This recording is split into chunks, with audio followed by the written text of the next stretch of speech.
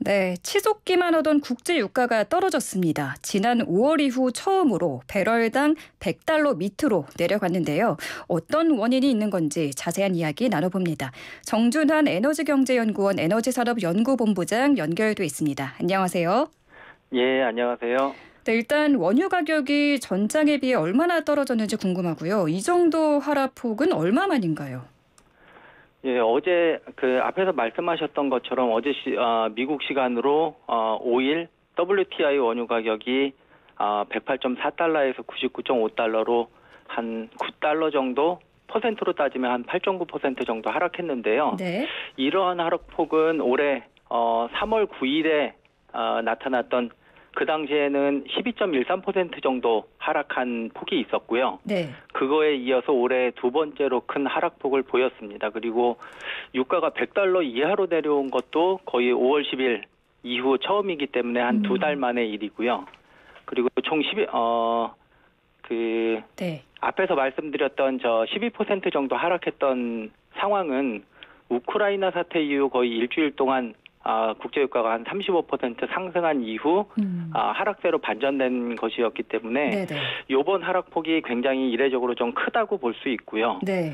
그리고 한 가지 더 걱정되는 점은 사실 우크라이나 사태 이전에는 하루에 4% 이상 국제유가가 상승하든지 하락하든지 하는 그런 변동성을 보인 적이 없었는데 네. 우크라이나 사태 이후에는 거의 총 지금까지 한 90일 정도 거래일이 있었는데 그중에 4% 변동폭을 넘어서는 날이 한 23일 정도로 거의 한 25% 정도를 기록하고 있는 것으로 봤을 때 향후에도 이 국제 유가 변동성이 방향성은 모르더라도 변동성이 굉장히 크게 증가할 것으로 지금 전망이 되고 있습니다. 아, 그렇군요.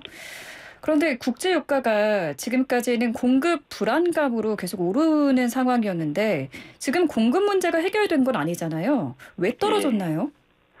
예, 사실 이 국제유가 하락 뉴스가 저 같은 경우에도 출퇴근 거리가 길기 때문에 굉장히 반가운 소식 중에 하나기는 한데요. 네네. 근데 저희가 이거를 단순히 좋은 소식으로만 받아들이기 조금 어려운 게 이번 국제유가 하락이 앞에서 말씀하셨던 것처럼 공급이 늘어나서 시장 수급 상황이 개선되면서 자연스럽게 하락한 것이 아니라 사실은 이번 국제유가 급락의 주요 원인으로 지적되고 있는 것이 경기 침체가 굉장히 심하게 올 것 같다라는 전망이 시장에 퍼지면서 석유 수요도 그거에 따라서 축소될 것이라는 전망이 나오고 그거에 따라서 지금 국제유가가 하락한 것이기 때문에 사실은 글로벌 경기 침체 가능성이 점점 높아지고 있다고 시장에서 판단하고 있는 것으로 지금은 생각이 됩니다.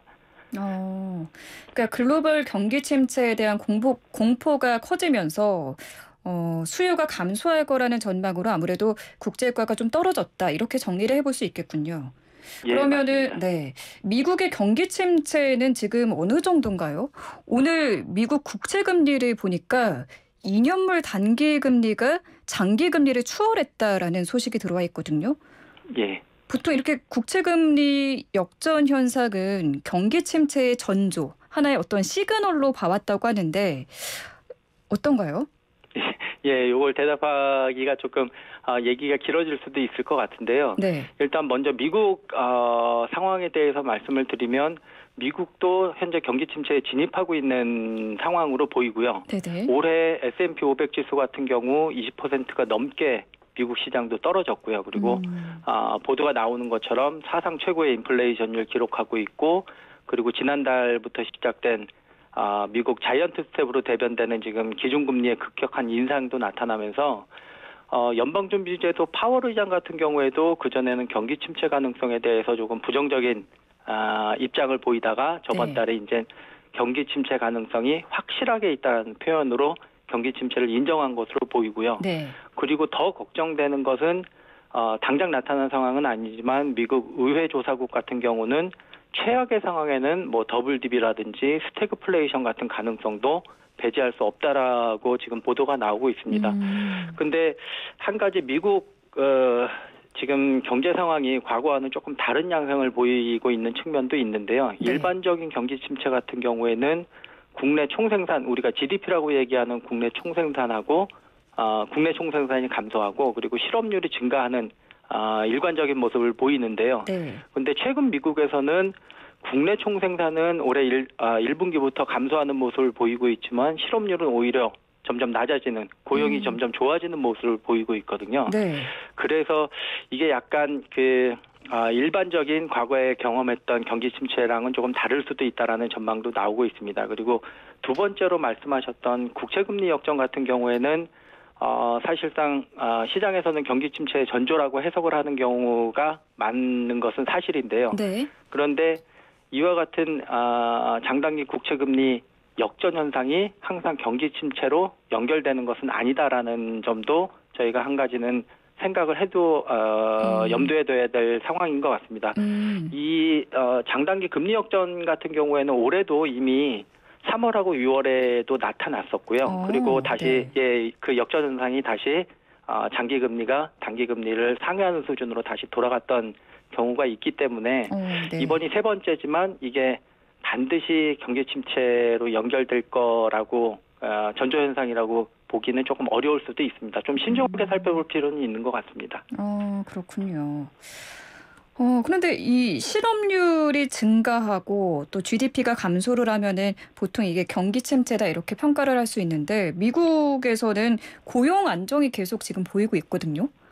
이게 이렇게 나타나고 있는 이유는 뭘까요?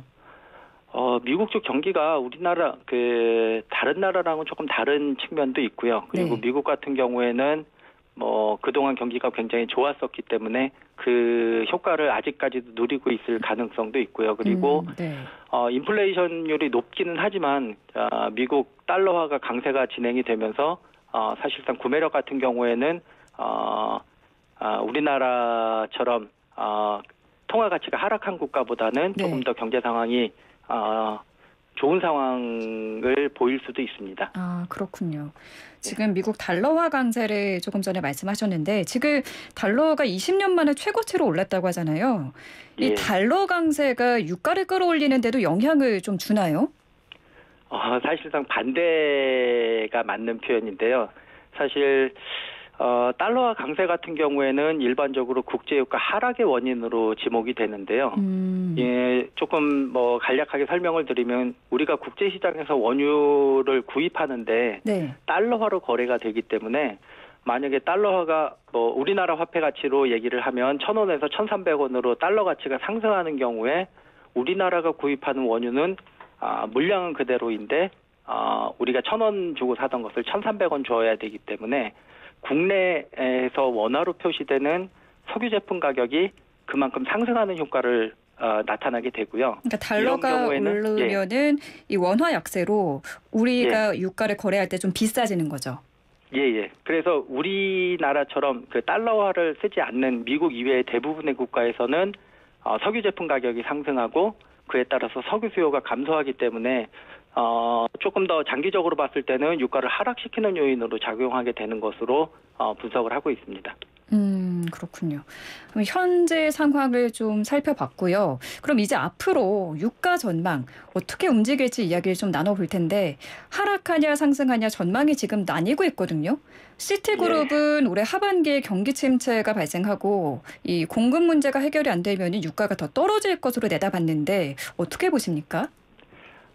시장 전반적인 전망을 간략하게 말씀드리면 하락한다는 전망도 일부 나오고는 있고요. 그리고 반대로 유가가 300불 이상까지 상승할 것이라는 전망도 시장에서는 나왔고요. 그런데 시장의 주류를 형성하고 있는 일단 전망은 한 올해 하반기 국제유가가 100불에서 120불 사이 정도에서 등락을 거듭하면서 높은 수준이긴 하지만 하락이나 상승이 아닌 어느 정도 유지될 거다라는 전망이 가장 시장에서는 우세한 것 같고요.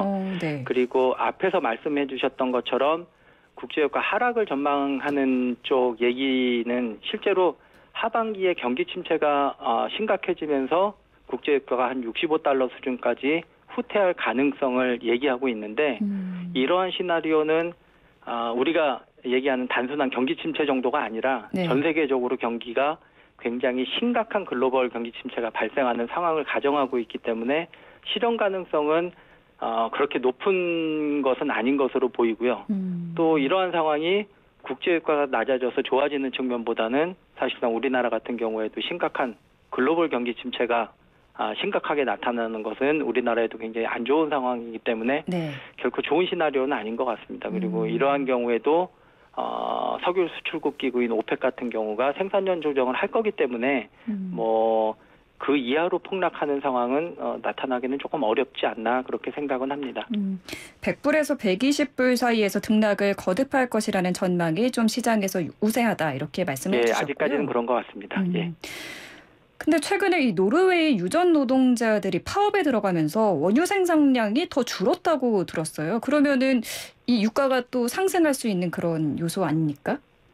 네, 일단 이 뉴스는 이번 주 초 정도 나온 뉴스 같은데요. 노르웨이 그 유전 노동자들이 파업에 들어가면서 네. 석유가스전이 일시적으로 폐쇄되고 그거에 따라서 국제유가가 조금 오를 수도 있지 않겠냐라는 얘기가 나왔는데 조금 그 내용을 조금 더 자세히 살펴보면 네. 이게 그 노르웨이 쪽에서 생산되는 공급 차질이 발생하는 물량이 석유하고 가스를 합쳐서 약 한 33만 배럴 정도 되는데요, 하루에. 네. 근데 이 중에서 석유는 한 7만 배럴 정도밖에 안 되고요. 이 7만 배럴이라는 것이 전 세계 석유 생산량, 그 하루에 생산되는 석유에서 차지하는 포션이 0.07% 정도 수준이거든요. 그래서 물량이 굉장히 작은 물량이기 때문에 뉴스의 이 충격에 비해서는 가격에 미치는 영향은 크지 않을 것으로 보이고요. 오히려 그렇군요. 한 1개월 전부터 얘기가 되던 리비아 내전으로 인한 석유 수출량 감소가 한 하루 생산량이 한 0.4% 정도 수준이 되기 때문에 그런 측면이 국제유가를 끌어올리는 영향이 더 클 것으로 생각은 하고 있습니다. 바이든 대통령이 사우디아라비아를 순방하기로 또 했다던데 이번에 좀 바이든 대통령이 방문을 하면서 원유 증산을 좀 기대해 볼 수 있을까요? 이것도 약간 전망은 엇갈리고는 있는데요. 어쨌든 바이든 대통령이 중동 국가 방문을 하겠다는 가장 큰 목적은 네. 국제유가를 안정시켜서 미국 내 인플레이션율을 낮추고 그리고 이제 11월 중간선거를 대비하는 측면이 굉장히 큰 것 같고요. 네. 이러한 상황에서 사실상 바이든 대통령이 어쨌든 국제정치라는 것은 사우디 쪽에도 미국에서 이제 그에 상응하는 선물을 가져가야 되기 때문에 어떤 그 선물 보따리를 가져갈지는 확실하지는 않지만 어쨌든 요번에 그 가장 안 좋은 시나리오는 바이든 대통령이 사우디를 방문했지만 원유 증산이 이루어지지 않고 국제유가가 계속 높은 수준을 유지하면서 미국 인플레이션 율이 해결 안 되는 게 가장 최악의 시나리오이기 때문에 네. 이런 경우에는 사실상 바이든 대통령이 사우디 방문을 안 하는 이만 못한 상황이 되거든요. 그렇기 때문에 아마 미국 쪽에서도 사우디와 관계 개선을 위해서 굉장히 공을 들이고 준비를 많이 할 것 같고요. 아마 어느 정도 증산에 대한 합의가 이번 중동국가 방문을 통해서 이루어지지 않을까 조심스럽게 생각은 하고 있습니다. 그렇군요. 그런데 지금 우리나라에서는 유류세 인하폭을 기존 30에서 37%로 확대를 했는데 문제는 이게 실제로 체감하기가 어렵다는 거거든요. 상당수 주유소가 기름값을 내리지 않고 있다. 이런 뉴스가 들어와 있던데 지금 정부의 대책은 딱히 없는 건가요? 여기에 대한? 우리나라 그러니까 국내 석유 제품 시장 같은 경우에는 사실상 정부의 정책이 개입을 할 여지가 거의 없는 다른 에너지들과는 좀 다르게 완전히 민간 부분이 담당을 하고 있는 시장이고요. 네. 정부가 가격 책정이라든지 아니면 물류라든지 이런 쪽에는 간섭을 하기 어려운 구조라는 것은 미리 말씀을 드리고요. 네. 그리고 가격 인하 효과를 볼 수 있는 것은 지금 하고 있는 것처럼 그 유류세 인하가 거의 유일한 수단이라고 볼 수 있는데요. 정부는 37%까지 그 유류세 인하폭을 확대한 게 지금 할 수 있는 그 개선의 조치를 취한 것으로 보이고요. 네. 어쨌든 7월 1일부터 37%로 그 확대가 됐기 때문에 이 유류세 인하 효과를 좀 보기 위해서는 한 1주에서 2주 정도 시차는 발생할 것으로 보이기 때문에 네. 한 1, 2주 정도 더 주유소 판매 가격을 조금 모니터링 해봐야 될 것 같고요. 그리고 한 가지 조금 그 효과를 소비자들께서 체감하기 어려운 점은 네네. 사실상 국제 유가가 계속 이제 오르는 추세였기 때문에 정유사에서 판매하고 소비자한테 판매하는 주유소 판매 가격이 계속 오르는 추세를 보이고 있는 상황에서 이 인하 조치가 나왔기 때문에 조금 체감하기는 어려우실 수는 있는데요. 네. 만약에 요번 어제 나타난 것처럼 이제 국제 유가가 한 100불 이하에서 안정적으로 유지된다고 하면 한 달 정도 이후에는 주유소 판매 가격도 어느 정도 안정화되는 추세를 보이지 않을까 조심스럽게 전망을 하고 있습니다. 그렇군요. 조금 더 지켜봐야겠네요. 예. 그런데 워런 버핏이 이끄는 투자 회사, 이 버크셔 해서웨이라는 회사가 있는데 이번에 석유 회사 주식을 추가로 사들였다고 하더라고요. 이거는 아무래도 좀 유가가 계속 오를 거라는 전망에 베팅한 게 아닌가 싶은데 이 부분은 어떻게 보실까요? 시장이 어쨌든 형성이 되기 위해서는 일정 특정 자산에 대해서 긍정적으로 보는 쪽과 부정적으로 보는 쪽이 있어야지 거래가 형성되고 시장이 형성된다고 봤을 때 네네. 어쨌든 이 주식을 파는 쪽은 유가가 내릴 것이라는 쪽에 전망을 하는 쪽에서 주식을 팔았을 거고요. 그리고 주식을 산 쪽은 어쨌든 유가가 오를 것이라고 전망을 하신 것으로 보이는데 사실상 계속 오르기는 조금 어려운 것 같고요.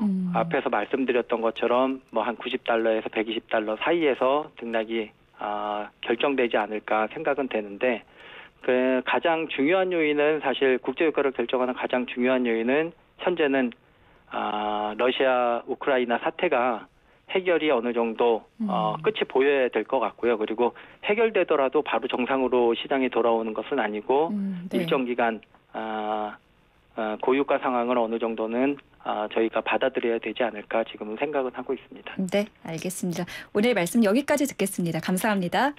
예, 감사합니다. 정준환 에너지경제연구원 에너지산업 연구본부장과 함께했습니다.